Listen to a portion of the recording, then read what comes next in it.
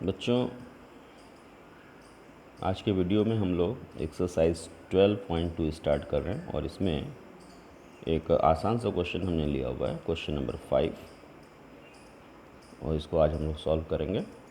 Question number 5 बच्चों कहता है कि त्रिज्या 21 सेंटीमीटर वाले वृत्त का एक चाप केंद्र पर 60 अंश का कोण अंतरित करता है। ज्ञात कीजिए चाप की लंबाई कितनी होगी, त्रिज्य खंड का क्षेत्रफल कितना होगा और संगत जीवा द्वारा बनाए गए वृत्त खंड का क्षेत्रफल कितना होगा। तो चाप की लंबाई पहले निकालते हैं बच्चों। चाप की लंबाई के लिए फॉर्मूला आपके पास है 2πr/360 इंटू थीटा। पहले देखिए, ये वृत्त है हमारा, ये इसका केंद्र है, केंद्र ये त्रिज्या हो गई 21 सेंटीमीटर की, और इसका ये चाप ए बी है जो कि केंद्र पर ये 60 अंश का कोण बना रहा है। तो चाप की लंबाई का फॉर्मूला होता है 2πr/360 इंटू थीटा, जहाँ थीटा जो है चाप के द्वारा केंद्र पर बनाया गया कोण है। तो 2 पाई को हमने लिख दिया 22/7 और r हो गया 21 इंटू 360, ये नीचे हो गया 360 इंटू थीटा। इसको हमने सॉल्व कर लिया और हमारा रिज़ल्ट आया 22 सेंटीमीटर। ये सिंपली फार्मूले पे बेस्ड क्वेश्चन था। ये हमने चाप की लंबाई निकाल ली 22 सेंटीमीटर। अब हमें पता करना है कि त्रिज्य खंड का क्षेत्रफल क्या होगा। तो त्रिज्य खंड मतलब बच्चों की दो त्रिज्याओं और चाप के बीच का क्षेत्रफल। तो त्रिज्य खंड का क्षेत्रफल माने ये क्षेत्रफल, ये पूरा क्षेत्रफल। और त्रिज्य खंड के क्षेत्रफल का फॉर्मूला मैंने बताया था कि πr²/360 इंटू थीटा। ये आपको याद रखना है बच्चों। तो πr²/360 इंटू थीटा, पाई हमने लिखा 22/7, आर हमारा हो गया 21 इंटू 21 r² इंटू थीटा हो गया हमारा 60 अंश और नीचे हो गया 360।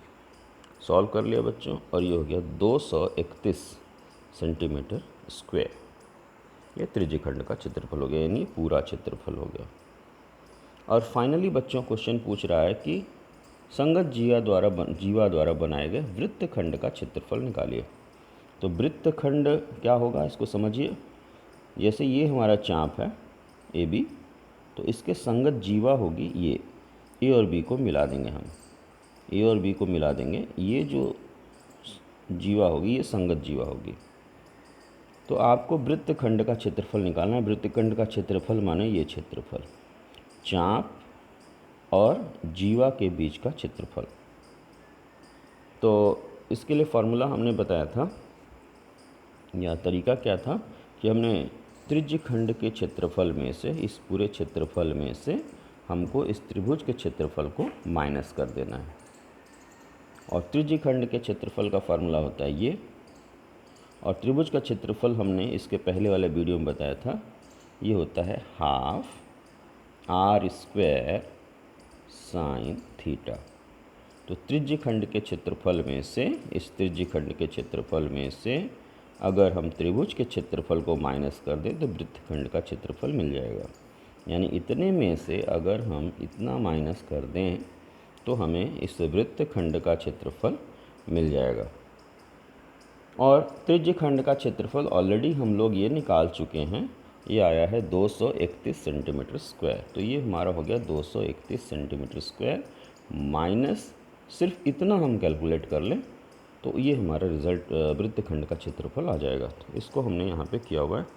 तो वृत्त खंड का क्षेत्रफल हो गया πr²/360 into theta minus ½ r² sin theta, ये 231 है, माइनस ½ r² हो गया 21 का स्क्वायर इंटू साइन 60, थीटा की वैल्यू 60 डिग्री है तो साइन 60 होता है √3/2।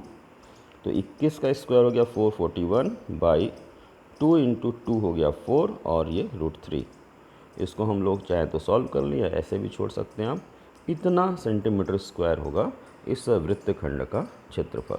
तो ये काफ़ी सिंपल क्वेश्चन था। बस इसमें हमने तीनों फार्मूला सीख लिया कि तीनों फार्मूला कैसे लगाना है। चाप की लंबाई के लिए फार्मूला कैसे लगाना है, त्रिज्यखंड के लिए कैसे लगाना है और वृत्तखंड के क्षेत्रफल के लिए कैसे फॉर्मूला हमको यूज़ करना है।